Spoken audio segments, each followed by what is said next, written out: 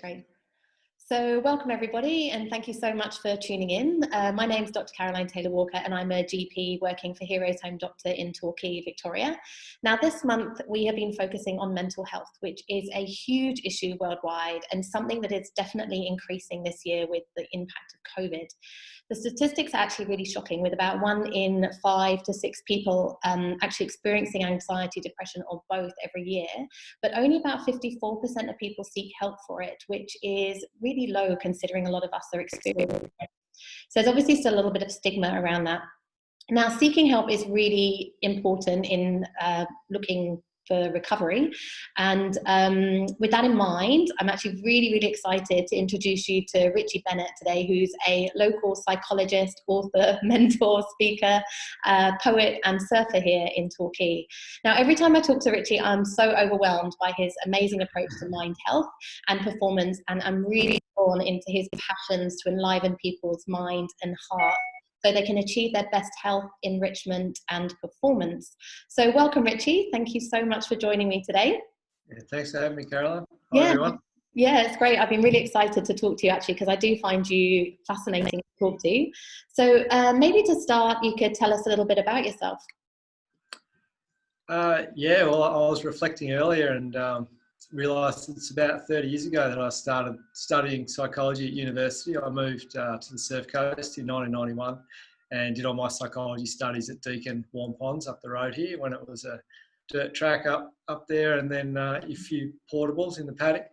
Wow. And my first role out of university was down at in a community mental health centre down the far southwest in Portland. So I was working in a rural, remote area, and in public mental health, we're dealing with, I guess, or working with people that are experiencing major mental illness, anxiety, depression, other mood disorders, bipolar, psychotic disorders like schizophrenia, schizoaffective disorder, those experiences, as well as your high-risk behaviours, self-harm, harming others, and then also experiences where there was high risk in terms of vulnerability. Maybe there was also drug, alcohol involved, or other kind of experiences, domestic violence and those kind of things. So it was a pretty sharp experience going from university, and I've had a pretty nice, comfortable life, so to speak. Mum and Dad's been great and family's good, and then going into the deep end of the pool in terms of your experience with mental health in a rural and remote community. But it was just so wonderful because the colleagues I had around me, the psych nurses that were doing a lot of the community work at that time, so I was a psychiatrist, they were just so experienced and supportive. And at the same time, I was also introduced and connected with the local Windamara and Gunditjmara Indigenous mobs, and because there was some mental health challenges happening with the young people in their communities, and me being a new young kind of clinician, I was connected with them, and that was just profound in terms of my professional understandings and experiences of mental health and really whole being health, because I had the privilege to literally sit at the feet of elders for 6 or 9 months down there and listen to their understandings, their dream time, their song lines, their understandings about holistic health and the beauty and value of connection to country, community and culture as really foundation blocks for sound whole being health. So we split it up to mind and body and spirit, and that's a good way to understand things, because it's a good way to look at what areas you want to really optimise at different times.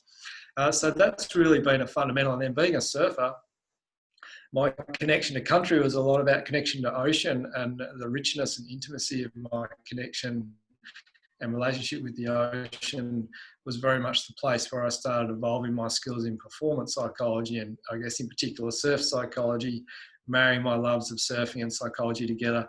And me being my first client, really, I wanted to surf big waves.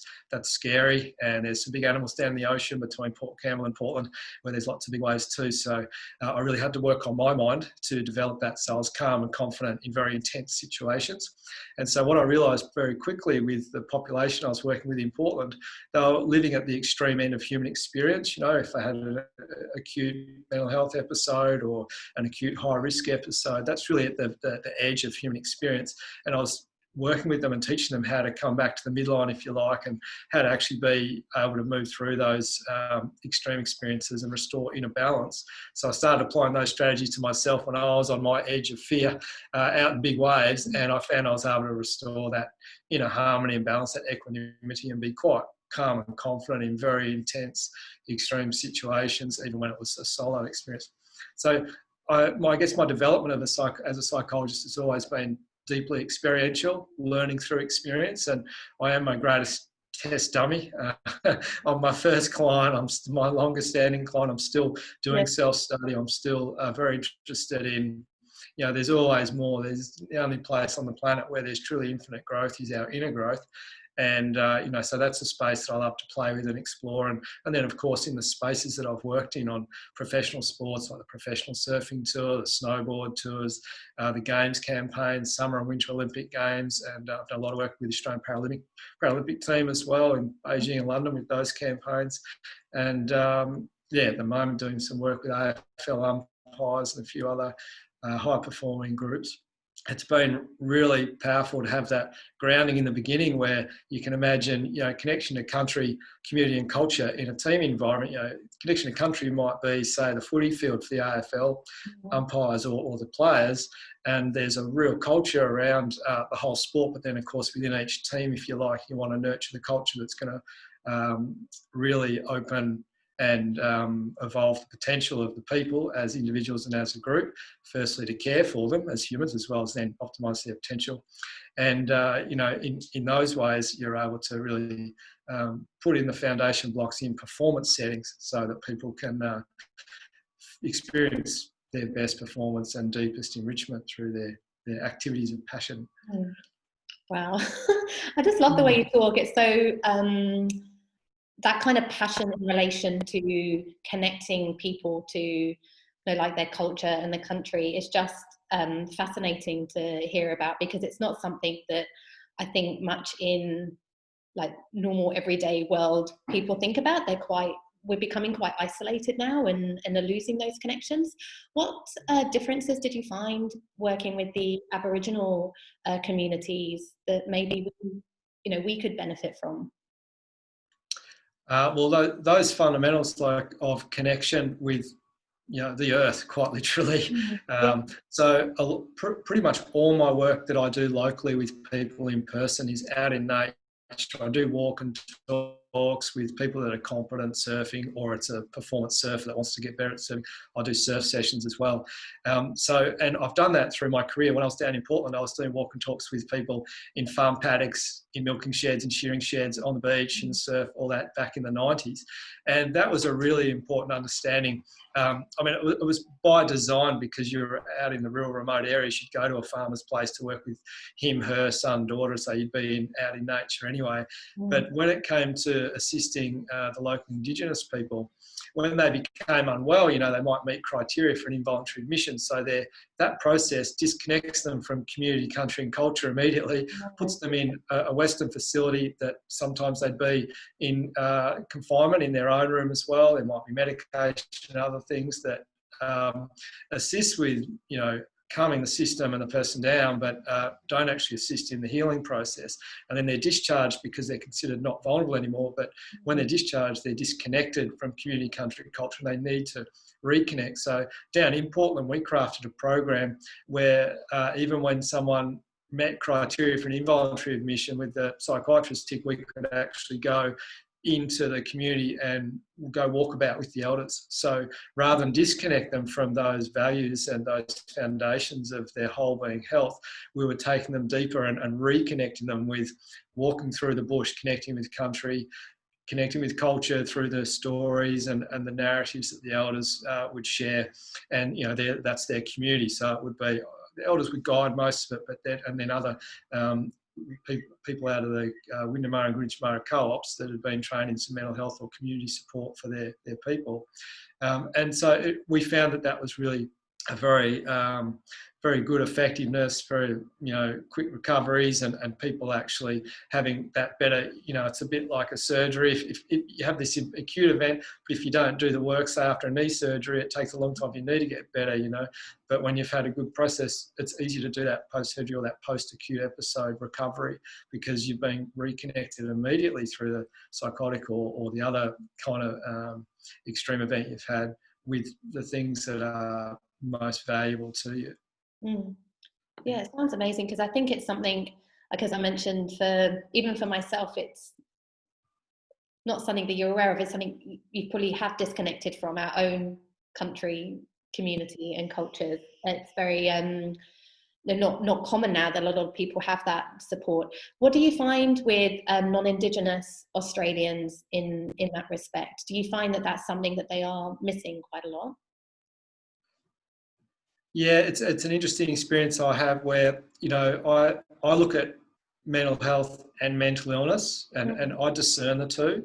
For me, mental health is like physical health, as in, it's a good idea to eat well, have exercise, have good sleep, and just be well balanced in moderation with, alcohol, sugars, things that are some of the nice treats in life that people enjoy, but having a good moderation with those kind of things, so that you're looking after your physical health. Well, of course, you want to look after your mental health on a daily basis. And, two fundamentals to that is to have a good balance of your physical, mental, social and spiritual activities on a daily basis. And the second one is engaging in intentional self-study. This mind, this heart, they're just beautiful gifts that we're given for our lifespan. And imagine being given a Ferrari and not even turning the key and knowing how it works, not knowing how to drive it to its pure potential. And a lot of people, in my experience, don't do the self-study, and it's quite out of balance and quite a lot of fluctuation on how's the quality of physical, mental, social and spiritual activity on a daily basis. So that was actually another learning from the Indigenous people, was rather than looking at, well, oh no, this is really out of balance, let's put something in this part of the mind to help fix that. It's like, let's reset balance for this human. So a lot of people that come to me when we do the walk and talks, it's actually about, well, where you're at with, do you have good quality physical activity on a daily basis? Do you have good quality mental activity? And that's both challenge stimulation as well as recovery restoration with physical mental activity. So it's not always pushing and making your system redline. If you do, you want to have good recovery experience. And then what's the quality and nature of your social life? Everything from how you connect and say good day to the person at the checkout at the supermarket, to your most deep and intimate relationships with partner, kids, family members, and what's the quality and nature of those relationships. And then, of course, our spiritual element of our being, that's something that, in my experience and in my feeling, is a part of every human, and an element of that is an innate desire to connect with something greater. Now, in the Indigenous communities, the something greater is the country, the dream time, the storylines, the lineage, as well as our role and purpose in this present moment to continue that into the future as well. And I feel that's an element of modern Western society that's been lost. Not the innate desire to connect with something greater, that's very much still there. And one of my observations is that that's something greater that people are connecting with is the internet, which Right. is a synthetic world in a way, so, or a virtual world. And again, it's like a car or it's like a surfboard or whatever. It's a wonderful, brilliant tool. So it's not at all judging internet as a good or bad thing, but it's like chocolate cake. If all you eat is chocolate cake, your system's eventually going to become unwell and not function at its best level, both mind and body. So you just want to have the right amount of chocolate cake to really enjoy the taste and the experience, and then have a balance of everything else. So that's where I see there's quite a shift. And then, of course, the internet itself can be quite literally a very powerful conditioning tool. And so if the self-study is being done by conditioning from virtual reality, that can be, well, not so much the self-study, because that's an intentional thing. If the conditioning is being done from a virtual reality, such as, people being seduced and following how many likes or how many hits or how much feedback I get from what I put out there, then that's quite different to the realities of Mother Nature, which is where we exist. And humans, from an evolutionary perspective, not much has shifted. in our mind and body in the last 30, 40,000 years, but a huge amount has shifted in our environment. And so moving through that transition and understanding and being guided well on how to utilize things like the web and technology in a really balanced way is a really important part of mental health. Yeah, no, it's really interesting, and it's definitely new times as well, isn't it? It's something that we're all coming across for the first time.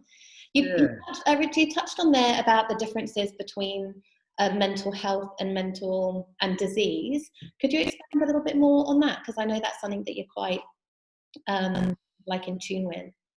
Yeah, thanks, Carolyn. The discernment I was making before was, mental health is a health experience. It's a good thing to look after mind, body, spirit by that balance of physical, mental, social, spiritual activities on your daily basis.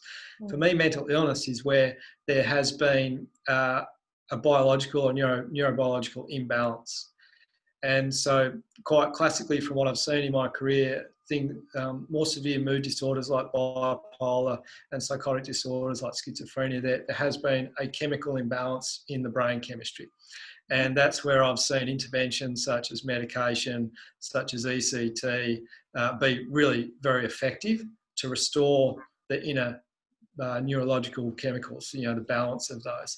And like I was sharing before with the acute episodes, there's still the work to do in terms of people's psychology. In other words, letting go of low quality thinking, learning high quality thinking, starting to cultivate gifts of the mind such as mindfulness, imagination, creativity, ways that we can be more in command of how we adapt and create and achieve in this world. So the medication or the medical model side, for me, that's where when there's mental illness, you're going to see significant changes in the body as well, because mind and body are one, and the body's like a storyteller of the mind. It's a storyteller of the mind in terms of behaviour. In sports psychology, when I watch a surfer have 3 or 4 kind of shaky movements of their rail on a bottom turn, I know in their mind they're hesitating. Do I hit the lip or not? But the surfer that's just got one clean line and hits it, they're purely in the moment and they're going by feel when they're surfing. So the body is a real expresser of what the mind's doing, but then also the systems of the body really express the quality of mental health. So for example, when we're doing an assessment of someone's mental health and trying to discern, is this a health issue or actually a mental illness issue? Is there an illness process going on there? Things that I look at are the systems like your digestion and elimination system. Is that blocked? Is that constipated? Is there diarrhea? Is there real shifts in your digestive system? And there's even more scientific understandings and wisdom coming out around that with the enteric nervous system and the neuroscience that's talking about, or discovering things like serotonin and dopamine and these other healthy brain chemicals. 70 or 80% of those are crafted in the gut. So that's why nutrition now becomes such an important experience. And then we're looking at, so that was digestion, elimination. We look at just our overall energy levels. Am I really high and elevated and that's unusual? Am I really low and flat and that's unusual? How's my appetite? Because we either feel hungry or we don't. How's my libido or sex drive? We either have those desires or we don't. And then, of course, there's the physical functions.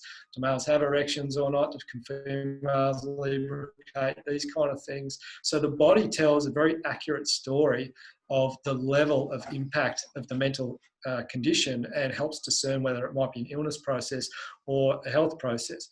Now, interestingly, with that spirit of least invasive treatment, minimum intervention for maximum gain, sometimes even when there are some of those physiological systems that are out of balance, simply guiding someone back to a phase of healthy nutrition, healthy activity, healthy social connections helps restore the inner physiology as well. Now, if they're having trouble with that, then I would be thinking, wow, it might be really helpful for this person to see GP, psychiatrists, and look at, what might be some medical management that assists from the inside, just like we might take an antibiotic to assist us. The immune system's always going to fight the infection, but sometimes it needs a bit of help because that infection's a bit stronger and tougher than you've faced before, or the immune system's already dealing with something else anyway.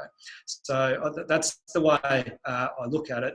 And it's really interesting because when it comes to depression and anxiety, I do feel and I do see in my practice that when people come along and they say I have depression and they say I have anxiety, they're real experiences and they do feel those feelings. So that's very real. But whether it's an illness process, well, that unfolds after the first couple of sessions, particularly if they're compliant with some of the suggestions around, hey, here's the foundation of a happy, healthy human. here's the balance that you want to recreate. And then the mind starts to feel better, just like the body starts to feel better. When the mind feels better, we're clear with our thinking, we're more accurate and rational with our thinking, and the mind's more conducive to train it or do that self-study so that I can learn about my experiences of depression, which might actually be understandable, low, flat mood because I've lost my job and I've got financial issues and it's creating challenges with my partner, and I'm not as good with the kids as I know I can be and want to be. And now I've got a little inside guilt experience too because I'm not being the best dad or the best mum or something like that. So these are real experiences. There's no question at all, whether it's driven by an illness process and or it's driven by real challenges in life and the person doesn't have the psychological skills or resources to deal with those challenges. I actually see a lot more of the latter when it comes to depression, anxiety experiences than illness processes. Yeah, and that's something I'm seeing quite a lot of at the moment, and wondered if you could give some tips on. I'm seeing a lot of people that potentially haven't had any issues with mental health in the past, but with COVID being around, and I feel it triggers every single depressive like trigger at the moment. For example, financial issues, sometimes relationship issues, not being able to control their future, maybe losing their jobs, having the children at home and that pressure to be the perfect teacher as well. It's bringing on a lot of anxiety, and people are getting a lot of symptoms from that. So palpitations, feeling nausea, not sleeping very well, maybe they're not getting on with their partner very much as good as normal, and that's triggering a whole kind of vicious circle of things. Now, these are aspects that as a doctor, I suppose I haven't got many tools for and would hand them over, because for me, I feel this is obviously a reaction to the scenario rather than actually a mental illness, as you've discussed. With a lot of people feeling like this at the moment, do you have any tips for any tools that they could reach out for to help them through the next few months? Yeah, got plenty of those. and listen, I need it too. It's certainly not a one size fits all. And something else I'd say too, just in the beginning around psychology, and for people who are considering accessing psychological services and doing a little bit with their mental health or their self study. For me, I view psychologists like musicians. We all know the scales and chords to play music, but we all play different tunes based on our passions, our professional experiences. And so, you might like rock and roll, Carolyn, and I might like the blues. It doesn't, and so you listen to and dance to rock and roll. I listen to and I don't dance, I just kind of sway to the blues, right? But it doesn't mean rock and roll is better or worse, or the blues is better or worse than each other. It just means that rock and roll resonates for you, so that's your whole belief system is going to be invested in, well, this feels right, so I'm going to dance to it. So psychologists are like that, and it's very important that you find a psychologist that resonates for you, that the way they work, some psychologists will do really thorough diagnostic assessments, and there will be a diagnosis, and they'll have a therapy program that's related to that, and that's evidence-based practice in psychology when it's in a counselling clinical setting quite often. The way I practice, I very rarely do those diagnostic assessments. I'm more interested in I do an interview to gain an understanding of the person really deeply, where they've come from, where they are today, where they want to go with our work together. And I'm very much plain language and use narratives, and particularly narratives from nature, which is the reason I do a lot of my walk and talks out in nature, to help people understand human nature. So, and I use the body a lot, and it's probably because of that 20 odd years of work in performance psychology, watching performers move to get an understanding of what's going on in their mind. And so the body is like a house for emotions. So I guess we're starting to get into some of the strategies, if you like. So the body is like a house for emotions. And when people, let's say, become anxious, there'll be tension. So there'll be tension in neck, there'll be tension in shoulders, there might be tension in jaw, clenching. There'll be some shakiness usually. They'll feel the heart flutter, and the mind starts racing. So there's basically a physical activation going on, and that's been labelled anxiety in their mind. So then anxiety can feed on itself too. So that can become more and more intense and uncomfortable until eventually it hits an end point. Even with panic, because people cannot sustain activation indefinitely, if you do nothing about anxiety and panic, eventually it will subside. But of course, you don't want to just do nothing and it's uncomfortable waiting for that. So that's why we have some strategies. And a couple of those strategies are, the three things that are always with a human from birth through the lifespan, moment to moment, are our body, our breath, and our mind. Now, if the mind feels like it's really out of balance, or it's racing, or it's uncomfortable, you feel like you can't restore command of the direction and quality of your thinking, then you can use the body and the breath to bring the mind in.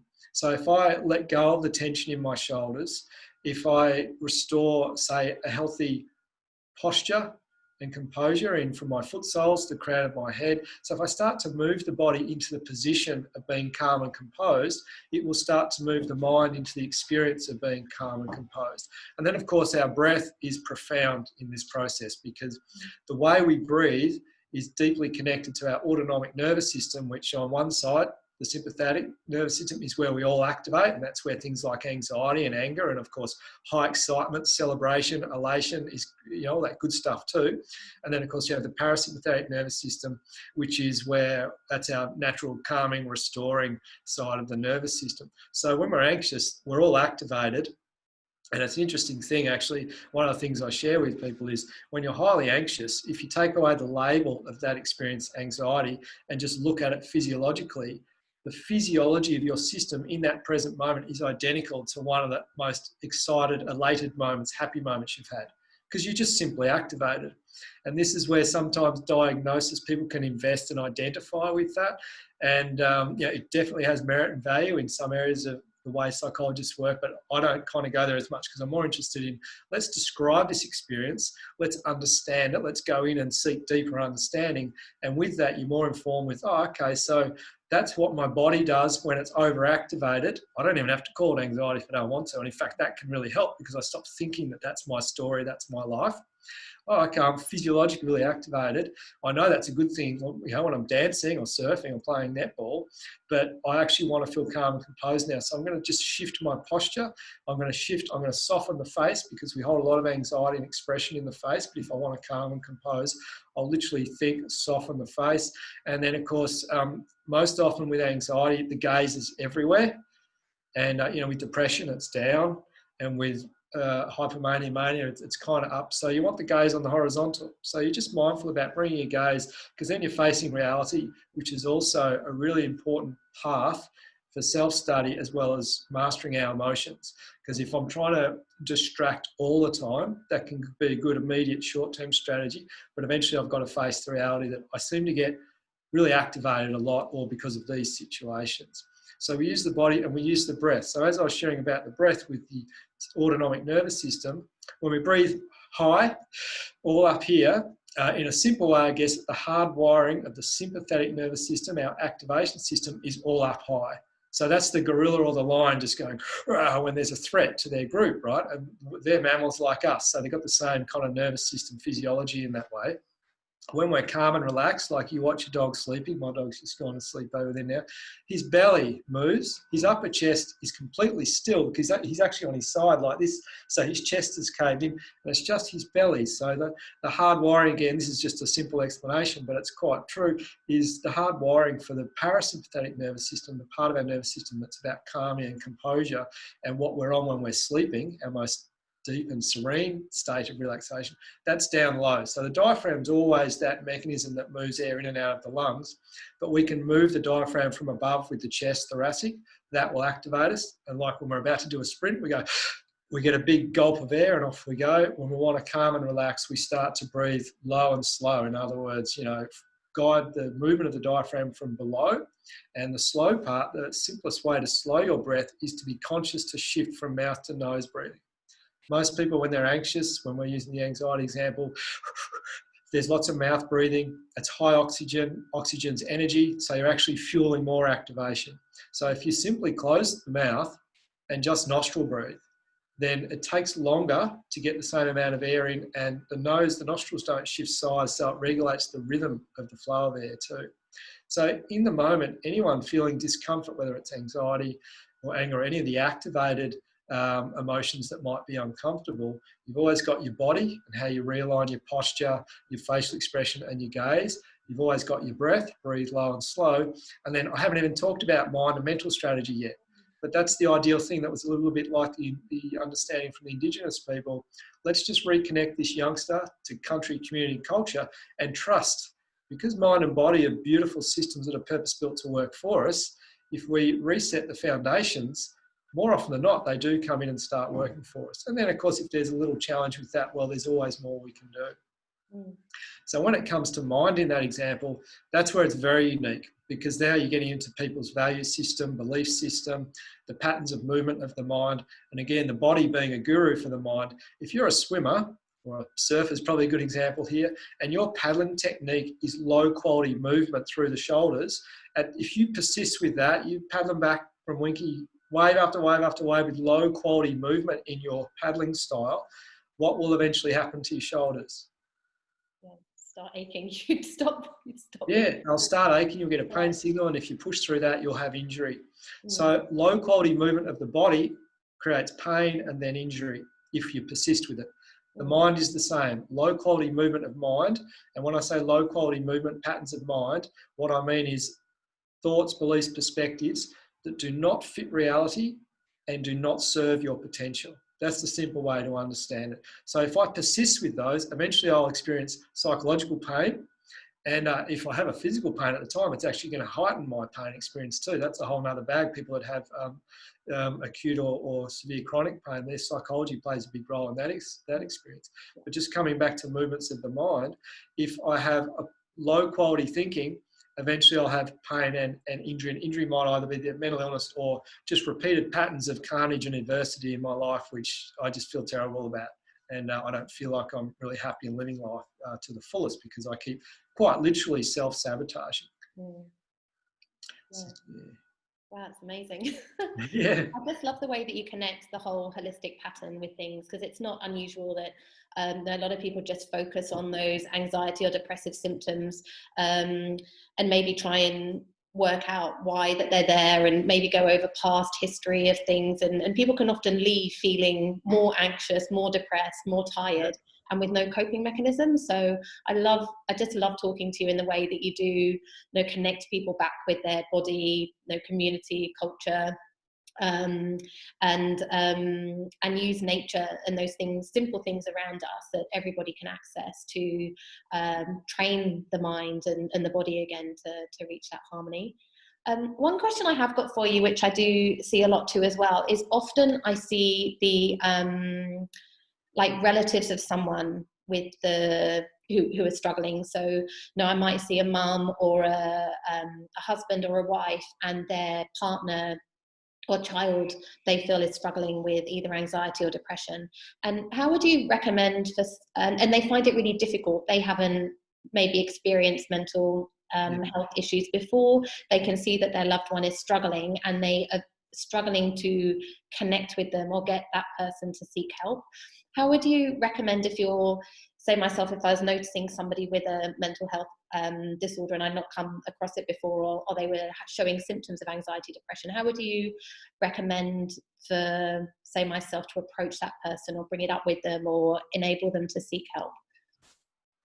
Yeah, well, for parents in particular, and a lot of the people I see locally are in that 7, 8, 9 to early mid-teens, early 20s range, and that's where there's, even without any mental illness experience or challenge with mental health, there's the whole development as a human and your self-identity and concept and all this kind of stuff, and then juggling the family values that have been instilled over a few years with the other value systems that you're being more exposed to through school, peer groups, sport, all these other places. So firstly, there's already a lot going on for young people with healthy development. And that's where it's so important to have the guidance of, elders that are in, which are parents and grandparents and the larger family and friends system. And that's also important in answer to the question, that it might not be mum or dad that can get through, so to speak, or connect, but if there's a cousin, if there's an uncle, if there's some other family member, a person within that space that the parents trust and know, and the son or daughter is connecting with them, any connection is a good connection. And in fact, it's one of the most powerful protective factors for self-harm suicide, is to reconnect people. And it might not be, sometimes too, it might not initially be the person or the little group that the parents think are the greatest example or little group for the son or daughter to be connected with. But as long as it's not really beyond the edge of the family value system, then there might be, say, a few peers that they might smoke a few ciggies, or they might do a few bits and pieces that the parents are, I'm not really into that. But it's connection, and the son or daughter is finding their way through the process of understanding self, who I am, how I fit into the world, as well as their self-worth and their self-value, which is really important. So if they can't connect with anyone, then there's this psychology that can happen where, well, I mustn't have any values or any appeal to anyone. So nurturing connections is really, really important. Part of the value, I think, with the young people that I do walk and talks with is that for 60 or so, whatever long the session is, there's virtually no eye contact. There's also no walls, and there's a total free space here. So young people, if you're already anxious, then when someone's trying to investigate your inner world, it can create more anxiety. And that's actually understandable. That's not an illness response. That's quite human, in fact. So finding a setting where it's more conducive to have these conversations with the youngsters is really helpful. And literally going for a walk, I know a car's got 4 walls, but going for a scenic drive or something like that, because there's not the eye contact, which is very strong in every species really, and humans as well, we can feel a bit vulnerable or confronted when people are looking at us, or when there's a lot of eye contact. But when there's a space where people can just talk without that, they can often talk more freely. And it's always important to inquire about the day and the good things that are going on in the beginning, because we can become really problem focused, and that can be basically the narrative we have with the son or daughter. And so, well, who wants to have that? Like, if I was a coach for a group of athletes and all I ever said was, you got this wrong, you got this wrong, you got this wrong. Now, I know the parents aren't saying you got this wrong, but the process of problem focus is the same energy. And the other part, which we come to understand, is what you say isn't necessarily how it is heard.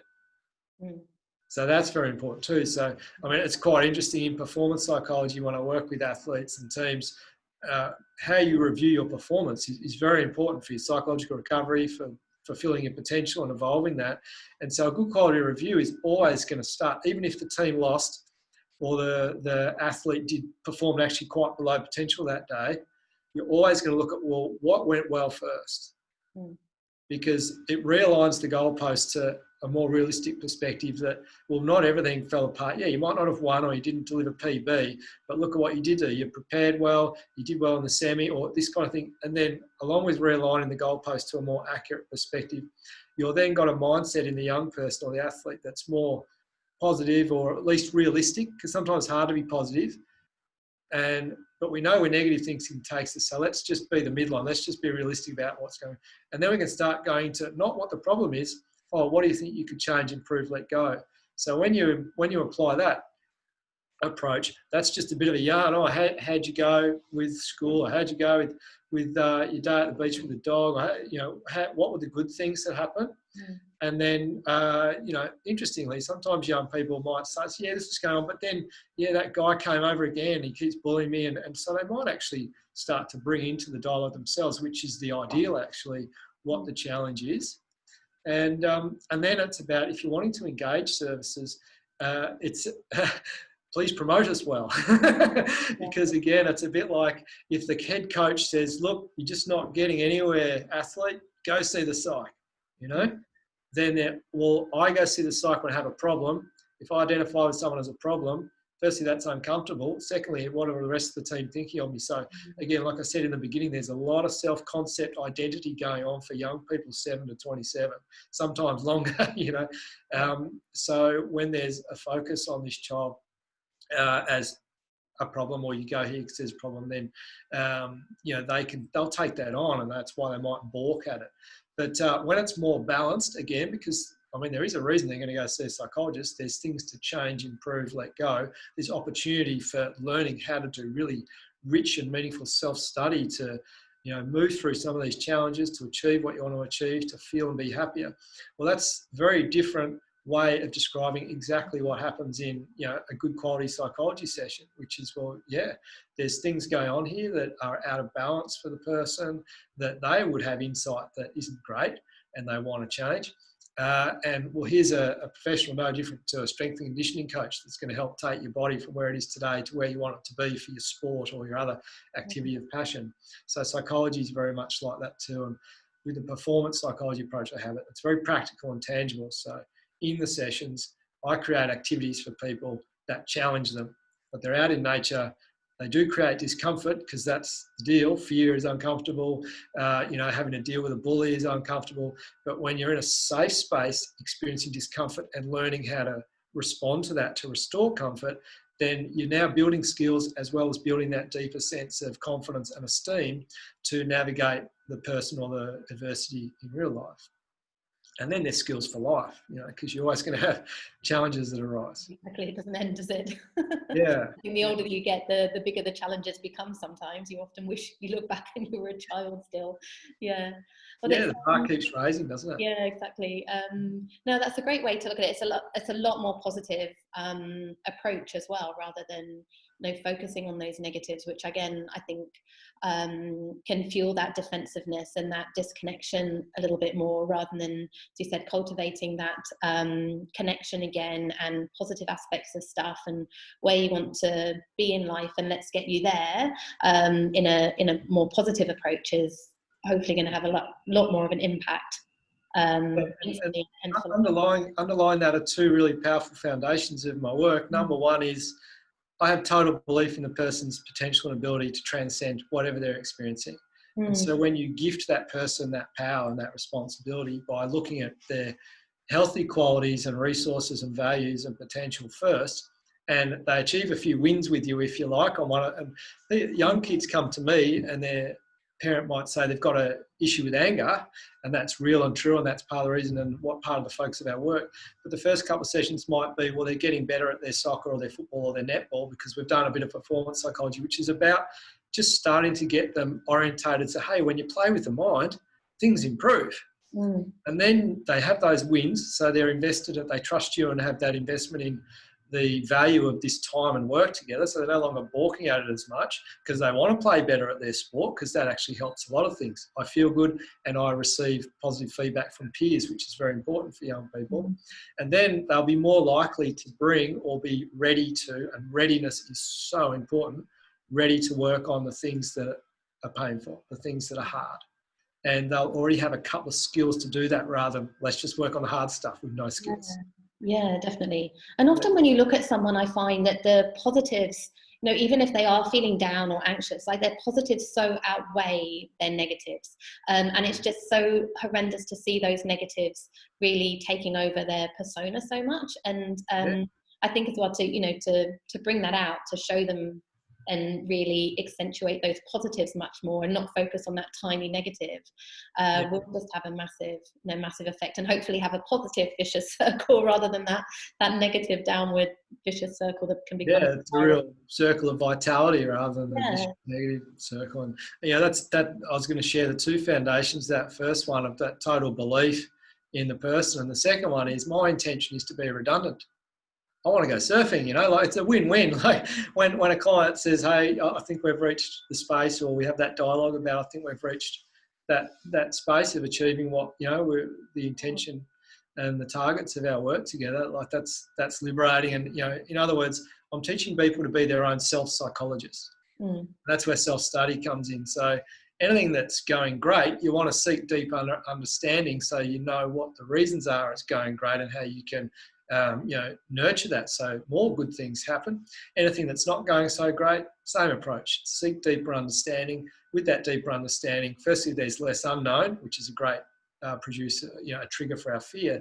There's more known, so I might not know everything, but again, I get to that point of readiness and confidence to move through to the next phase, or the next moment.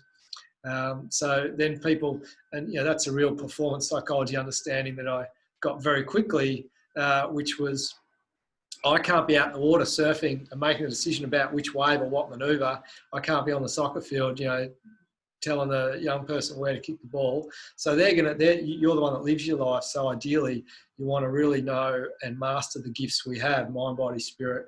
And then you've got that autonomy and responsibility and empowerment to move moment to moment. And it's a bonus that we've got wonderful medical professionals like you, mental health or psychology professionals like me, and a whole group of allied health and other professionals that have got passion and experience to assist and augment the natural processes of a human. Wow. It's one I could talk to you all day. It's really great, like listening to you. I just find it, yeah, a fascinating approach, and one that I truly believe in too. That real kind of holistic approach is, I think, what we should all be doing, really. Richy, I'm sure people listening to this would be, wanting to know how they can make appointments with you. What kind of services do you offer at the moment? Well, locally in the community, I see people privately or through referral, like GP mental health care plans or mental health care plans through other health professionals like psychiatry. And then, of course, the last 20 years, my real expertise has been in sport and performance psychology. So I do a lot of work with athletes and teams, from young people, beginner, entry level, right through to elite, world-class, Olympian, Paralympian, AFL, pro surfers, all sorts of levels of performance. But I also work in a lot of performance spaces. So I've done work with emergency first responders, ambulance, police, fire. I've done work in the military. I've done work in the corporate sector. I have a mentoring program where I guide people in all levels of the corporate world, from entrepreneur or sales staff right through to the execs and the major decision makers on boards.